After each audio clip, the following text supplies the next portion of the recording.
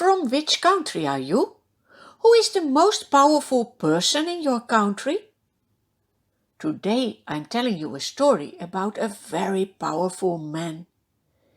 He was reigning in a kingdom that stretches over 127 provinces from Ethiopia to India. His name was King Xerxes.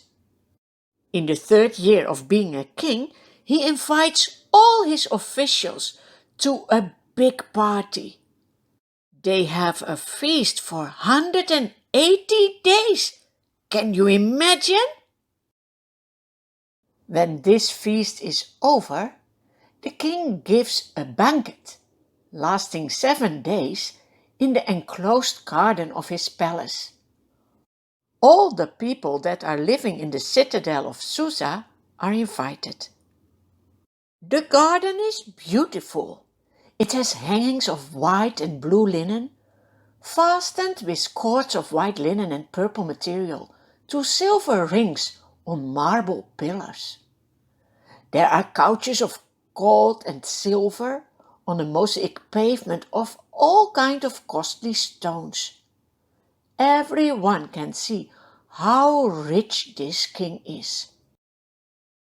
The men are enjoying delicious food. They drink wine from cups of gold. They can drink as much as they want. In between, Queen Vashti gives a party for the women in another part of the palace. On the 7th day, when the king is drunk, he orders 7 servants to go to Queen Vashti. He says, "Take the queen and bring her to us, so that everyone can see what a beautiful wife I have." Oh, that is not a good idea. It is never wise to ask a woman to show off her beauty to men. It can give them very sinful thoughts. The beauty of a wife is a present for only her own husband. Queen Vashti doesn't like the idea at all to show off her beauty. "No," she says, "I'm not coming with you." So the servants come back to the king, reporting that the queen refused to join them. The king is furious. He asks wise men for advice. "What do I need to do with the queen?" Then one of the wise men says, "The queen has not only insulted you, but everyone. She has set a bad example in not showing respect to her husband. All other women can do the same now. Your wife can no longer be queen." The king likes this advice. He makes a law. Then this law is written down in letters in different languages for all the provinces of the country. Wherever the letter is read, the people know that all wives must honor and obey their husbands. But now there is no queen any longer. After a period, the servants of the king say, "Let us search for beautiful young virgins for the king."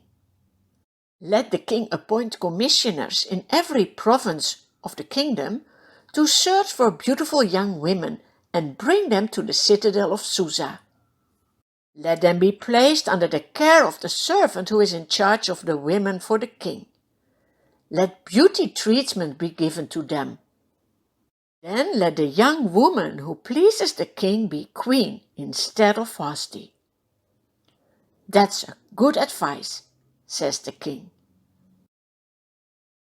Close to the palace of the king lives a Jew.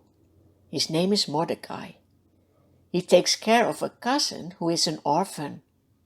Her name is Esther. The servants of the king see that Esther is a beautiful young girl.